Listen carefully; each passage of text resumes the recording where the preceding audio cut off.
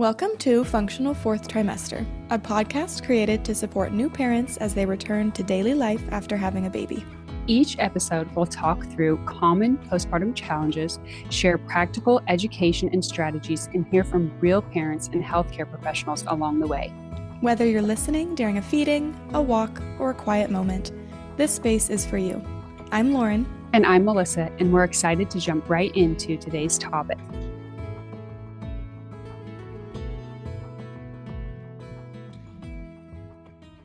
Welcome back to the Functional Fourth Trimester. Today's guest had one goal for her first birth: bring her baby into the world at home.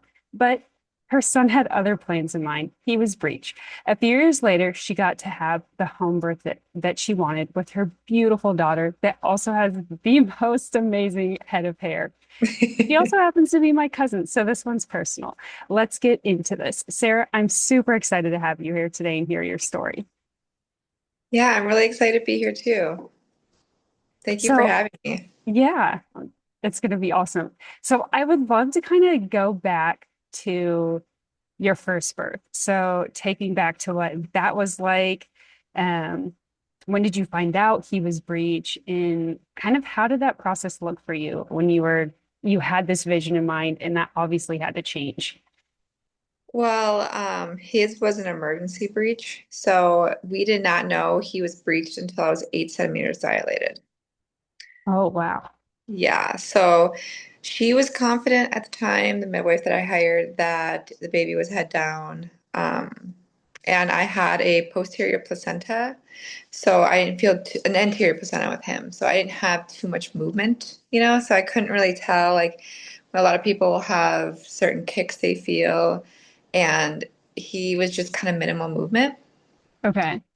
So I couldn't really tell, like, if I'm getting kicked by feet in my ribs, all those things that people say they feel. I just didn't feel with him. Okay. Yeah, so, and that's normal with an anterior placenta just because you feel less of the baby. Okay. So I feel like that made it difficult for my midwife, but she, labor started normal. I was fine, and she came over, and I was doing just fine in labor. Like, I was very in tune with my body. I practiced a lot of relaxation so that I did not know that I was that far along when she checked me. So then did you have to obviously like head to the hospital then? Yeah, she pretty Okay. much said, like, we have to go now. She doesn't do breech births, especially as first time moms, which is something that I knew, but honestly, you learn from your mistakes. I should have hired a midwife that did breech births because it happened to me and I didn't think it would. Yeah. Because I'm okay doing a home birth breached, and I always felt like I'd be okay as long as the baby's fine. Yep. So we rushed to the hospital.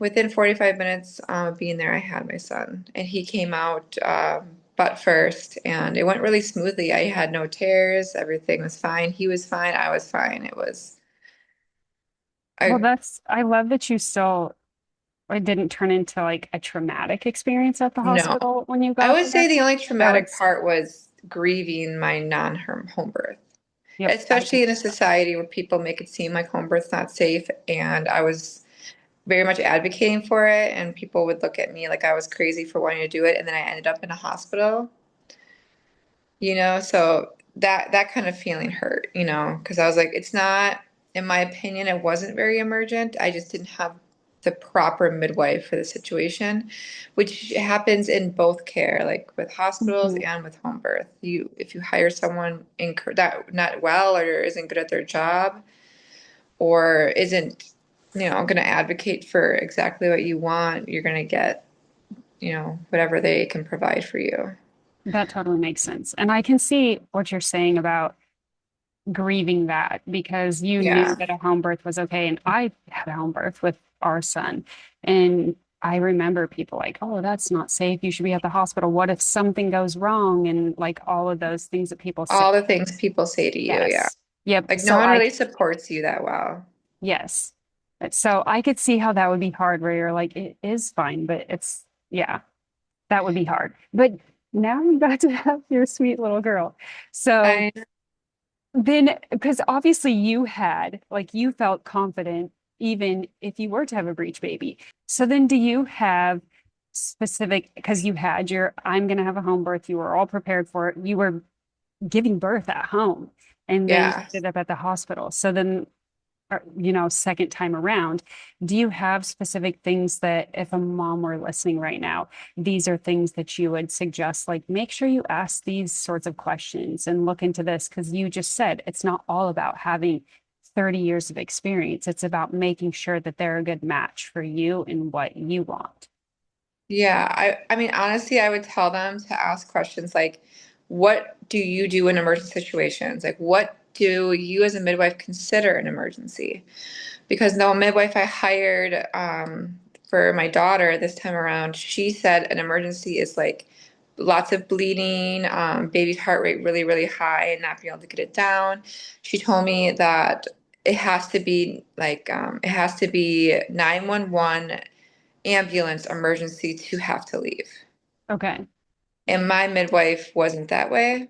Because what my new midwife told me was that if this was her in the situation that my first midwife went through, she would have just delivered the baby at home because of how far along I was. And that means that the baby's descending. So if the baby is descending, it's not in distress because he was coming out, but first he wasn't stuck. I Hmm. know that's kind of something people worry about. And he ended up being with, because I had him at Aurora Sinai. I had a bridge appointment, which is really important for any mother who has a home birth, is to make a bridge appointment with a hospital that you would decide to go to in an emergency. So they have all of your information, all your files. So if you have to be transferred, they know you and they know your Okay. situation. And that way it's smoother. So I made a bridge appointment with both my babies at Aurora Sinai because it is a midwifery, like water birth center. Okay. So they do have the same values as a home birth would. It's just in a hospital instead. So I So made then a if you did have to switch there, you would still get kind of what I you would would have still want. had a water birth if it wasn't emergent. Like Yeah. if we would have found out he was breached 2 weeks before he was born, I would have had him in their birthing center in a pool, so it would have the same feeling. So like you can kind Hmm. of get what you want from both. You just have to find the right place. Yeah. I kind of wonder with you, quickly kind of going back to what you were saying. So your first midwife, she had a little bit more boundaries where she wouldn't let things go as far. That could be a good fit for some people because they might Yeah. not want to get to that emergent situation, right? Yeah, or if they They're don't like, want to have a breech baby yes. vaginally, Yeah. like So I think it truly is asking those right questions to see who yeah. is a right fit for you and who's not a right fit for you. So, like your first one, she could be perfect for somebody else, but she just wasn't quite what you needed. Exactly. And like with your first baby, you really don't know how common something can happen. So then I'm curious about your thoughts around anxiety, because obviously you have to prepare yourself mentally to manage the pain, but there could be things that maybe you would have with people saying things, that they're Yeah, like, oh, it's dangerous. Oh, it's this. Like you have to figure out how to help yourself continue to move forward in a way that you're not being consumed with the what if something happened, and because I feel like if we lean into what if something happened, then I feel like it probably is going to happen because you're just yeah. like constantly thinking about that. So, are there things that you did to kind of prepare yourself mentally to move forward, to be, relaxed and ready for your birth and not focused on the what ifs, but rather focused on the amazing, special moment that you're bringing this life into the world in the comfort of your own home with your husband or whoever you want there, family, whoever you want there, and focusing on that? I think a lot of it had to do with the prep work I said mentally, kind of knowing that we were designed to do this. Every woman, I feel like society over years have made women feel like we're not strong enough to give birth, or we're not strong enough or smart enough to know how our body works. So I feel like you need to connect with yourself. Like, do you feel strong enough to do this? Are you mentally ready to get through this process? It's more trusting yourself also, that no matter what you do, your body is going to push that baby out, whether you want it to or not. So if you just learn how to connect with yourself and let your body go, like I remember during my daughter's labor, because my son's was kind of a blur since it was so emergent and quick. but Mhm. I was way more focused with hers. And I remember when that big contraction would come, I would talk to myself like, you need to relax, you need to relax. And then I would relax my jaw and take a deep breath out and then relax my shoulders. So like if you just get in tune with yourself, because it's not like a pain that you need to crunch up with, Yeah. because when you crunch up one, it makes that pain worse. But a lot of women don't know, because if you relax, the pain is softer. It's really Hmm. hard to explain. Yeah, And then you can actually feel your baby descend when you're not tense. You can feel the baby moving. So if you just put in that work, that's that mental load of work, you know. I remember when we were preparing to have our son 16 and a half years ago. I was telling Ty, because when you hurt, you can tend to like, oh, like it hurts, right? Yeah. And so I know with Tyler, I was like, like if I start like squeezing, like I want you to remind me to relax. Like we can hold hands or touch, but I don't want to be. So like having those little things, even if you don't have a home birth, having those little things that are reminders to like actually relax. So if somebody's there with you and you're like squeezing or like pushing or tense, like they can remind you as well, like relax and let Yeah. your body do the work, like the intense work that your body is doing right now and that your baby's I doing. know. Let it happen versus kind of because if you're tensing up, you're also going to be tensing up your pelvic floor and your abdomen and Yes. all And a kind of lot get of people together. don't know that your jaw is directly connected to your pelvis. So if you're tightening your teeth and you're tense, you're tightening your pelvis. So if you relax your jaw, like that one little thing, relaxing your jaw will relax your pelvic floor and your pelvis and help the baby come out. Totally makes sense. So I would love to hear kind of two different, like, what was the most amazing part of your home birth, and what do you feel like was one of the most challenging parts? I would say the most challenging part, which is just funny to me, was there was a snowstorm. And it was a big snowstorm. Like I'm talking businesses closed down, um, white out, ice, nobody can go anywhere, snowstorm. And my midwives had to drive in that. And they had another mom who was in labor at the same exact time Oh, as me that they had, which they say rarely ever happens. They only take two moms a month. And she lived 10 minutes, 15 minutes from here. So with my son, I was so in tune with my body that clearly I didn't really feel much pain until 8 centimeters. So I was very relaxed. So she knew I could kind of handle myself for a little bit. So my water broke, which was also funny because I had her at my due date. And I remember that morning being so mad that I haven't had her because I was so convinced she was going to come early because she was so low in my pelvis, that I was like, I'm going to go to the gym and I'm going to lift this baby out of me. So I did heavy squats at the gym, and then 2 hours later, my water breaks. you So did lift her out. my husband's laughing. He's like, no, no crap, that actually worked. So that was funny. But I was like, oh man, I lifted. Now I have to give birth. I'm tired. But um, But you so worked out the whole time, so I'm sure you weren't like you're strong. Like yeah, so you I took just thought such that good was care. funny out. Like it's a funny story because I was like, I'm lifting this baby out of me because I was just mad. It actually worked. And it actually worked, which was funny. She heard Um, you. she did hear me. But so the snowstorm was stressful. But honestly, it's hard for me to say anything bad about my second birth just because it was like a dream come true. I don't know if you saw the pictures I posted online. They were be like they made me feel emotional. Like it just Yeah. looks so like And my husband, Adam, he like really, yes. he actually is coming home right now. He's gonna walk through the door. But he wanted to advocate so much for my birth that he like hung up Christmas lights. And he caught the baby. He caught Oh, her. Yeah. So he was so involved, and he didn't really show any fear. He told me the home birth was harder for him only because he was in charge of like feeding me, filling the tub, blowing it up, and doing all those things. So trying to make it perfect. Like yeah, trying to make it perfect. So, that's but yes, looks so like just it looks perfect. So it kind of made up for your first one. So then I Yeah. would say I'm curious about, because I know that if you take really good care of yourself during pregnancy and all of that, then recovery can be better. But there can still be things, that can happen even if you do take good care of yourself. So for you, how do you feel like recovery has been? Is there a difference between the two births, or do you feel like it's been pretty same between the two, or pretty similar between the two? I would say this one's been a little harder. I think a Okay. lot of it has to do with it being my second birth, and she was a lot bigger. So Okay. my son was 7 pounds, 5 ounces, and she was 9 pounds, 7 ounces. Okay.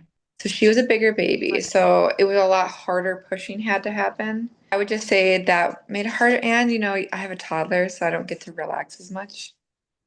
That makes sense. So healing's a little bit harder with having two kids. But the first time it was faster just because I did have the opportunity to lay around and relax as much as I could. So So then if there's a mom who, let's like, what would you tell a mom? Like, how could she prepare for if her birth were to go in a way that she didn't plan, or even a mom that maybe just went through birth and it didn't go like she wanted it to plan? What would be one piece of advice or suggestion you have for kind of moving through that, not going how you wanted it to plan or wanted it to go, or processing the after when it didn't go how you wanted? I think a huge thing is to grieve the way you want to grieve your own birth. I got the unsolicited advice of like, at least your baby was okay, which I completely understand. And I was really grateful for that. But I wasn't for a while, Mhm. so like, don't let anyone undermine how you feel. Like, if you're grieving and it hurts, just grieve and let it hurt, because I was almost like told that I should be okay because everything was so okay. But it was stressful and it made me really sad because I had a vision of what I wanted. And especially when I could have had that vision if I would have done more work in hiring someone that could have helped me get that vision. Because it wasn't an emergency. I could have had him at home. Yeah. A lot of it wasn't her fault either because she doesn't do breech. It was my lack of knowledge at the time when I Right. hired my midwife. Which is expected because we can't know, Yeah. exactly what we're And what's supposed the to look. likelihood? So that's Yeah. by this time I did the work. I was going upside down, laying on my side. I did all the work to make sure this baby was head down. And I even got a 35-week ultrasound at a boutique where they just check position. It was actually a really nice experience because it wasn't diagnostic. So it was just kind of like see their face in 3D and like kind of connect with your baby a little. So I just did a little extra stuff like that just to Hmm. be more prepared the second time. And knowing that her heart rate was good and that she wasn't breached, I was very confident with this birth. I knew she was bigger, but I didn't know she was that big. She looks so squishy in the photos. I was like, oh, She's even squishier now when you post I them. know. She's chunky. It's crazy. And her hair too, which is funny because I looked just like that as a newborn. I had the It's same hair. just so much hair that just sticks like straight up. It's literally it's It's so like this cute. beautiful chocolate brown too. It's so cute. I know. So I love what you were saying about allowing yourself to grieve too, because it's Yeah. okay that, like, yes, your baby was fine and that's good, but you lost something as well. And it's Yeah. okay And for you to, postpartum is already hard enough, oh, yeah. Yeah. Like, you already, like, your whole life is completely different after you have a baby, Yeah. which it's good. It's amazing. Having a baby is amazing, but it's also one of the hardest things that I think we can do. It's a I know. massive change. So, allowing yourself to grieve, no matter what that looks like, big or small, I think is really important. So I would just want to end this with asking, is there anything else that you would want to tell a mom related to home birth, not home birth, whatever it might be that you feel like now that is really valuable to take into their future? I would say when it comes to a baby and a home birth in general is just, you know, make it all about connecting with your family. I feel like just soak it in and don't think of it as a nuisance at the time because it'll all get better. It all gets easier when they get older. So soak in the baby. It's like for real. Oh, I mean, I agree. We're approaching adulthood, and I just want to I rewind can't time. I'm believe like, that. if I could just enjoy like one day of every month of his life, just like go back, just like, I just wish I could rewind time and just soak it in even more. But it does go so fast, but it's Yeah, so special and so hard at the same time. I think every woman can do a home birth. I just feel like we can all, our bodies are so amazing. They can do so much more than you think. And, don't let people fear monger you into not doing, what makes you happy. I was just at a picnic on Saturday for my home birth company. It's called Genesee. They're amazing in Milwaukee, if anyone's ever looking.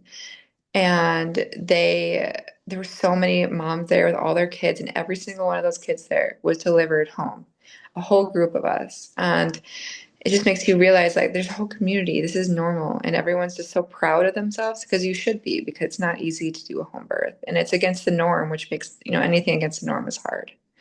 Yep, totally makes Just sense. find the proper support group and you can do it. Yep, I love that. Um, and do what you want I know. without letting people talk you out of it or tell you that you Yeah. shouldn't. So, The worst case scenario, you have to go to the hospital. That's just what everyone else does. So it's not like it's wrong. yep, love So that so much. Well, I really yeah. appreciate you taking time to jump on and share your story today and provide, you know, value and knowledge from your experiences and things that moms can take into their future, whether they do or don't choose to have a home birth. So thank you so much. Yeah, thank you for having me. It was nice to talk to you. Yeah.